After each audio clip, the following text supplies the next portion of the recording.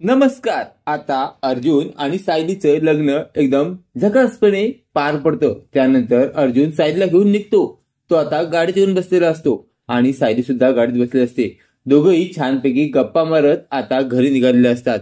त्यावेळी अर्जुन सायलीला म्हणतो, मिसेस सायली, शेवटी फायनली आपलं लग्न आता झालेलं आहे. त्यावर सायली म्हणते, हो ना, पण माझ्या मनात सारखी सारखी धगधग आहे आपल्या घरात जाईपर्यंत.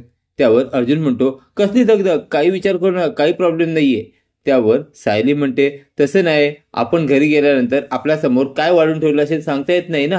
अर्जुन म्हणतो, त्याचं टेन्शन नका घेऊ, मी आहे ना, जे काय असेल त्याला आपण सामोरं जाऊ. त्यानंतर सायली म्हणते, पण आपण ना आपली नाती तुटू नाही द्यायची हा अर्जुन सर. त्यानंतर अर्जुन हा म्हणतो. आता दोघंही मस्तपैकी गप्पा मारत गाडी चालू असतात. समोरून एक गाडी येत असते.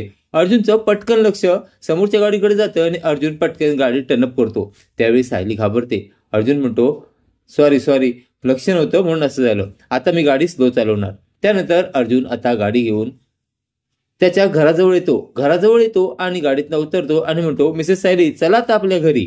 आणि आता सायलीला घेऊन सायलीचा हात धरून अर्जुन आपल्या घराकडे निघालेला असतो. पण अर्जुनला हे माहिती नसतं की घरातले सर्वच त्याच्यावर चिडलेले आहेत आणि त्यांनी त्याची बॅग भरून ही घराच्या बाहेर ठेवलेली आहे.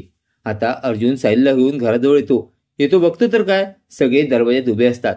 सर्वच जण अर्जुन आणि सायलीला बोलतात, आता तुम्हाला आतमध्ये यायची गरज नाहीये, तुम्ही दोघंही या घरात आता राहू शकत नाही, तुम्हा दोघांनाही आम्ही आता घराबाहेर काढलेलं आहे. ते ऐकून अर्जुनला आता मोठा शॉक बसलेला असतो. अर्जुन काही बोलणार तेवढ्यात आता घरातले दरवाजा बंद करतात. अर्जुन आता सायलीला घेऊन निघालेला असतो. तिथे पूर्णाजीला तर वाईट वाटलेलं असतं. पूर्णाजी म्हणत असते, माझा नातू घरात नाहीये. आता पूर्णाजीची समजूत प्रताप हा तिचा मुलगा कसा काढणार ते पाहणे कमालीचे ठरणार आहे. असेच मालिकेचे नवनवीन अपडेट पाहण्यासाठी व्हिडिओला लाईक आणि चॅनलला सबस्क्राईब करायला विसरू नका. थँक्यू.